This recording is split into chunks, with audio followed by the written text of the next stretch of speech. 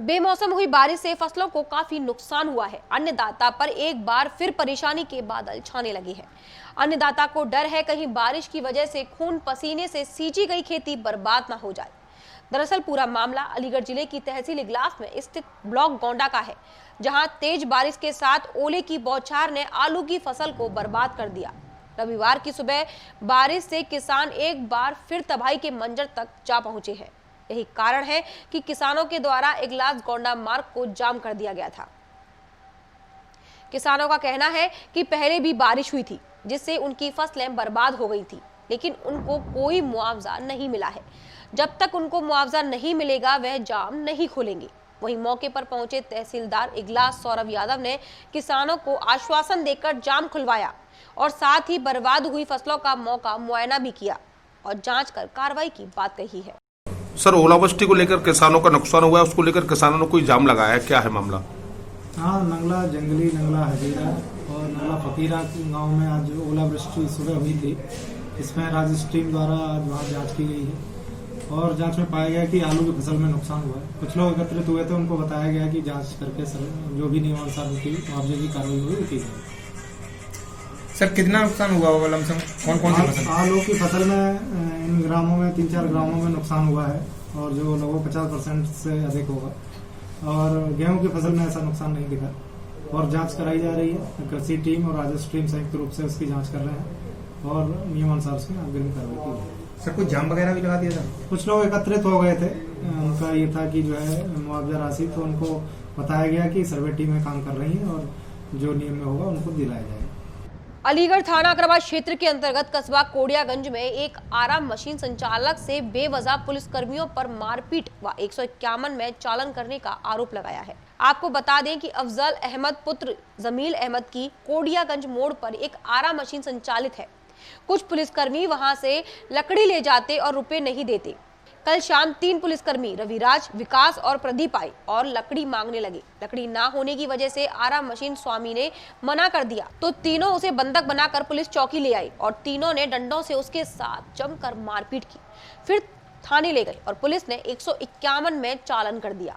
पीड़ित ने बताया कि पुलिस ने क्रूरता की सारी हदें पार कर दी। बेवजह इंसान के साथ मारपीट करना अपराधियों जैसा व्यवहार किया है। पुलिस की छवि को कुछ पुलिसकर्मी धूमिल कर रहे हैं, जबकि थाने में किसी व्यक्ति को गिरफ्तार कर लाया जाता है तो थाना प्रभारी के संज्ञान में जरूर रहता है, मगर थाना प्रभारी या चौकी इंचार्ज कोडियागंज को इसके मामले की भनक ही नहीं पड़ी। पीड़ित के शरीर पर चोटों के गंभीर निशान है। रक्षक ही अगर भक्षक बन जाए तो थाने में फरियाद सुनने वाला कौन है?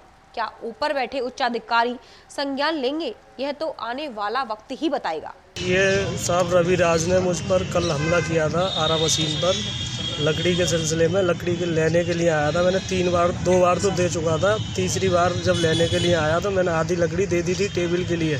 कौन है रविराज? कौन? रविराज सिपाही है ये। किस थाने का? अकराबाद थाने का, कोडियागंज चौकी। तो लकड़ी किस लिए लेके आया? लकड़ी टेबल के लिए लेना आया था। इसके बाद उसने फिर मैंने लकड़ी को कहा था मैं आज मशीन बंद है, कल दे दूंगा तुमको।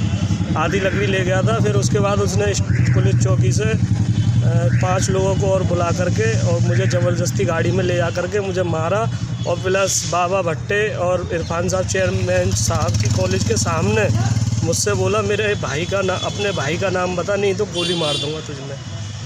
ये बात उसने कही थी प्रदीप ने और अनुराज ने। किसने मारा? जी, मुझको उसने मारा, रविराज ने मारा था, प्रदीप ने मारा था और विकास ने। तीनों सिपाही हैं ये? जी, और 2 औरतें, उनके मुझे नाम नहीं पता, बाकी चौकी के ही थे वो भी। कोडियागंज चौकी? जी। फिर क्या हुआ? थाने गई थी आप? थाने मुझे ले आया गया और चौकी में बंद करके हवालात में मुझ पर बैत से पिटाई की मेरी, बैतों से। और 151 में मुझे थाने में बंद करके 151 में मेरा चालान किया गया था। अलीगढ़ थाना हरदुआगंज क्षेत्र के अंतर्गत जलाली में हरे पेड़ का अवैध कटान जोरों पर चल रहा है। पुलिस और वन विभाग की मिली भगत के चलते ये हरे पेड़ काटे जा रहे हैं, जबकि सरकार हरे पेड़ पौधों को लगाने का आग्रह कर रही है। वहीं वन विभाग सरकार के आदेशों का कोई भी पालन नहीं कर रही और आम के बागों के कटान पर कटान कराई जा रही है। अगर कोई भी व्यक्ति इस मामले में वन विभाग के अधिकारियों से शिकायत करता है तो वन विभाग के अधिकारी उन लोगों पर जुर्माना लगाकर बाद में आगे पेड़ों का कटान कर देते हैं। जिले में तकरीबन 6 महीने से जिला उद्यान अधिकारी का पद रिक्त पड़ा हुआ है। हरे पेड़ों के कटान को लेकर अधिकारी ध्यान नहीं दे रहे। तो क्या शिकायत है आपकी? अवैध कटान हो रहा है। किस तरीके का अवैध कटान हो रहा है? आम का। मतलब बाग काटे जा रहे हैं? जी जी। इस संबंध में शिकायत करी है आपने किसी से? शिकायत करी वन विभाग से। क्या कह रहे हैं वन विभाग के अफसर? वो कह देते हैं काला टूली कर देते हैं। वो कहते हैं हमने जुर्माना काट दिया। तो कितने बाग कट गए अब तक तुम्हारे यहाँ? बाग तो काफ़ी कटे, अभी फिलहाल में भी कोई ऐसा? लेकिन शिकायतकर्ता को उल्टा फंसा दिया जाता। तो अभी फिलहाल में बाल कट रहे हैं बाग? जी कट रहे हैं। जलाली में? जी। कौन सी जगह कट रहे हैं? ये छोटा बम्बा अली सैयद बाबा के पास में कट रहा है। कितने पेड़ हैं करीबन में? होंगे 50 के लगभग, 50 हों 52 54 ऐसे। हरे पेड़ हैं? जी देख सकते हैं आप। सहारनपुर में राष्ट्रीय स्वयंसेवक द्वारा शरीर को निरोग रखने के लिए एक 20 दिवसीय शिविर का आयोजन किया गया, जिसमें राष्ट्रीय स्वयंसेवक संघ ने रोजाना सैकड़ों संघ सेवकों को आत्मरक्षा के लिए कराटे, लाठी और अन्य प्रशिक्षण सिखाए। वहीं जो लोग घुटनों के दर्द से परेशान हैं व शारीरिक कष्टों से परेशान हैं, उन्हें योग कराया गया, जिसमें इस शिविर में भाग लेने आए संघ के लोगों को योग करने से लाभ प्राप्त हुआ है। वहीं शिविर में दर्जनों स्कूली बच्चों ने भी भाग लिया। आप यहाँ पर देख रहे हैं कि मेरे पीछे जो कार्यक्रम चल रहा है, अरविंद नगर जो कि हमारे सहारनपुर के 12 नगरों में से एक है, इसका ये प्रतिदिन का प्रशिक्षण शिविर था, जिसका आज समापन है।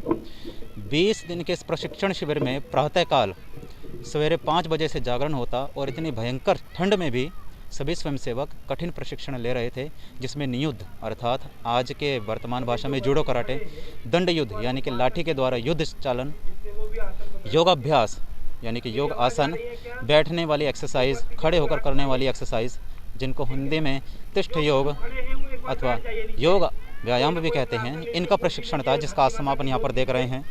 बहुत ही सुंदर प्रशिक्षण और सुंदर इसमें डेमोन्स्ट्रेशन जो उनके द्वारा प्रदर्शन किया गया, ये सब इनके कठिन प्रशिक्षण और कठिन परिश्रम का ही परिणाम है।